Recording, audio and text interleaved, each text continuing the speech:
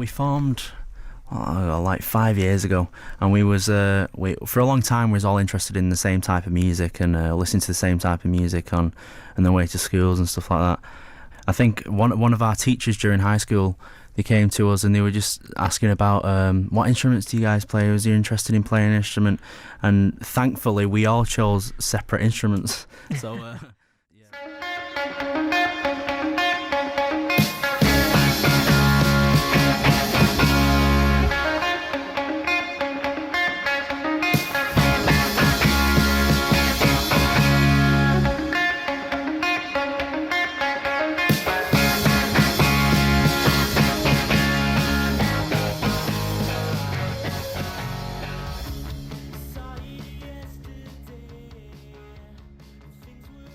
we was thinking for a while of different names, like it's an actual name like the Smiths or stuff like that, and Colten is a name, so we thought the Coltens. I actually have no idea where it came from. It just came to my head and I was hearing this riff everywhere, and you just hear it everywhere, literally every single song.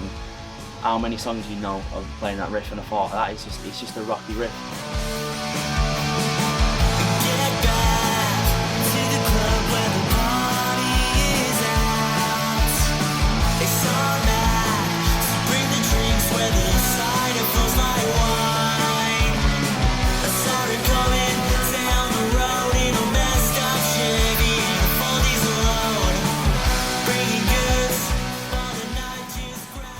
Kind of knew was going to do well, but production wise we didn't know where we was at yet with production, so it wasn't sounding the best it could sound, but we released it knowing that people could have a listen to what our vibe is and what we wanted to go for with our music. There's definitely a relation to Party Machine with Wanna Fly and Gravedigger. Wanna Fly is also like Oasis vibe, I'd say, but it's just we wanted to make a more calmer song. We didn't want to release in your face rock song straight after each other all in a row like 7 times. It just wasn't worth it, so we decided to create a more calmer song, and that's what we went for with Wanna Fly.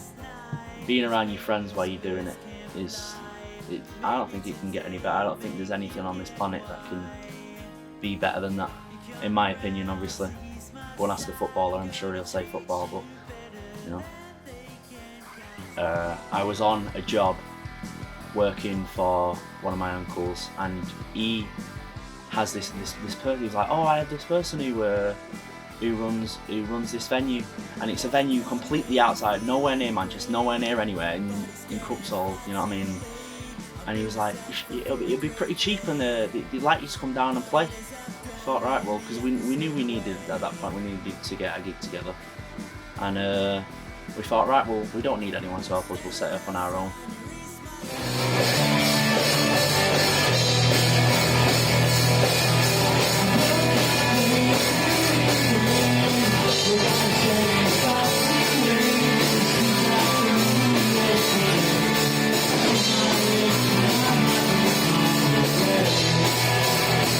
Lo and behold, it was possibly the most stressful day of my life. I think there was a point where everyone was sat there in the room because the PA system wasn't working. There was issues with the doors and counting tickets and stuff like that, and we all literally sat there and thought, shall we refund these tickets? Because we genuinely didn't know what to do. Not over dramatising it. It was stressful. I'm very respectful of other artists, and I think everyone has the opportunity to try.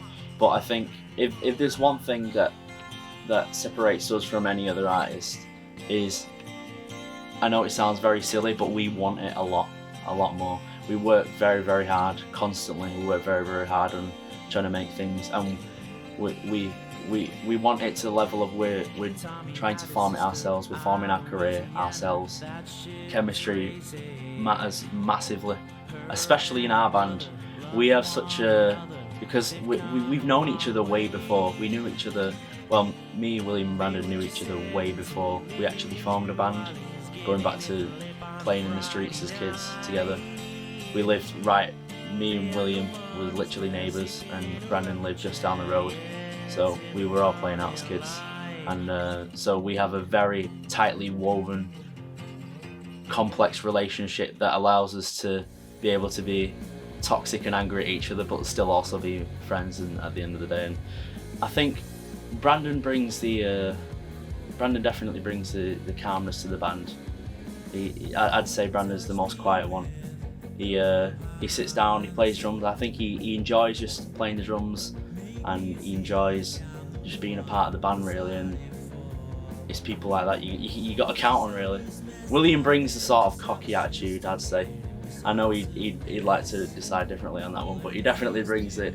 He definitely brings a cocky attitude, and but at the same time, he's an incredible bass player, and he brings a lot to the table when it comes to writing songs and to bringing things. Well, myself, I don't know what I bring the management side of things. I do most of the promotion and sort of emailing people, constantly emailing people. You don't believe. Yeah, so I reckon I hold it together. That's what I'd say. I hold it together, but yeah.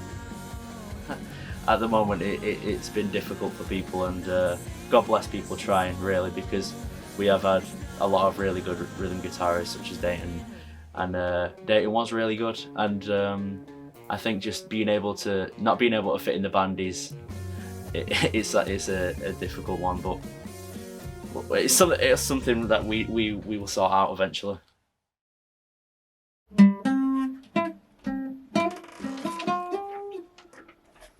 I just don't think we were ever going to work out. We had the same goals and aspirations and dreams, but when it came down to music, we had completely different ideas. I think we wanted to go different ways. People are going to say Oasis and Catfish and stuff. And I do kind of see that musically, and I feel like definitely got similar personalities and ambition to like Oasis and Catfish and stuff. I think the standout features of the Coltens is definitely they're very driven, and they're constantly working. You see a lot of other bands in the Manchester music scene, and they're always more chilled out, but Harrison's he's a busy man. I think the best moments for me was definitely just going to band practice and talking about music and playing the songs, because it felt very surreal as someone who's always had a dream of being in a band and suddenly hearing a good band. It was really, really cool. As soon as I left the Coltens, I was always kind of like, oh shit, I'm not going to be in a good band doing decent gigs. But knowing that I'm in a good band doing decent gigs now, yeah, I obviously people should come to Canvas on April 29th. It's a very well set up event, and there's a lot of very good bands playing, so there's no reason to not come. Yeah. No, yeah, it was hard to move on from just releasing singles, because I think a lot of people were stuck on that. A lot of people thought that's the band we was, and that's the band we was going to be when we released Party Machine and stuff like that. And then obviously when they listen to this and it sounds different, but it's something I think every single band has to do to find their sound, really. From the collection of songs I've wrote so far, I think the newest song that isn't released, I'd say that's my favourite. But other than that, it's probably Layla, because I love playing it live. It's so good to play live when it goes into the solo. And I think just the fact of how fun it is to play live, and when I listen to it, I'm thinking about how I'm playing it live. That makes me enjoy it a lot more than some of the other ones.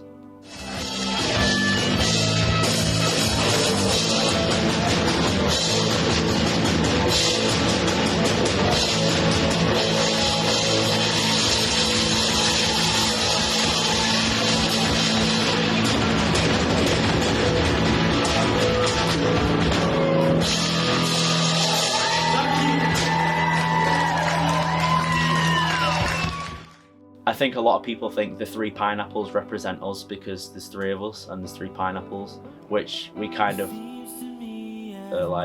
egged on for a little while, but that wasn't the case originally. We literally just put 3 pineapples on a black background and we called it an album. I call it an EP, sorry. We was worried for the longest amount of time that people are buying it, it's not good enough for people to buy, you know what I mean, and that kind of thing.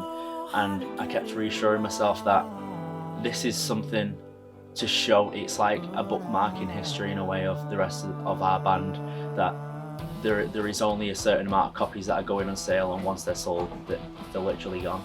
Because all the money goes towards the band. It never goes towards us. I think a lot of bands, like, they'll sell 1,000 copies of a record, and they'll go and buy new shoes and a new jacket, but that's not the case with us. It goes towards the band, and I think people know that, and I think people respect that so much that they go to HMV and they go to places like this to help us, because they really want to help us, and having fans like that is special. At this point, we've been working with Open Beat and Soundmate for a long period of time. Well, I'd say long, but like we've been working with them pretty much the start of releasing music, and they've got us onto a lot of different gigs and supports. And I think after growing through playing so many supports, we knew we needed to do another headliner, even though knowing that our original headliner didn't go very well. No, we knew we had to have another headliner, so when we ended up just playing where they recently partnered up with, and he ends up messaging me and he's like, do you want to play a mini festival at Canvas? I'm like, yeah. And I'm like, we need to do an headliner at some point. He went, well, we're doing this at Canvas, so why don't you just not do the festival and do it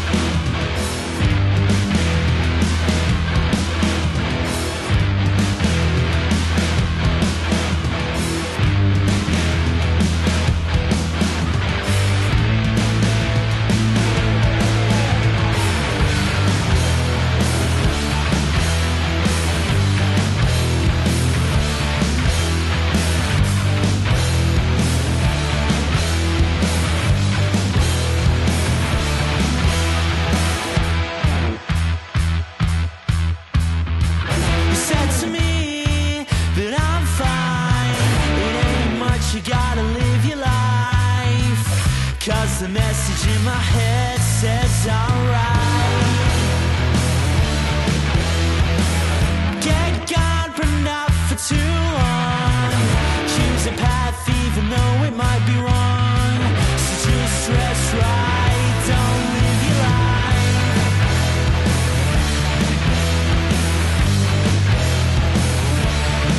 Cause in Babylon,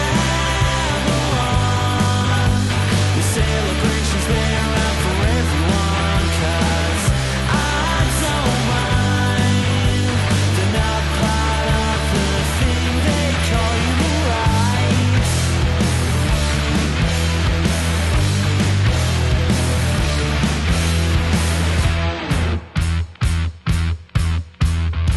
You said to me that I'm fine. It ain't much, you gotta change your mind. Cause the message in my head says I'm right. Get gone, but not for too long.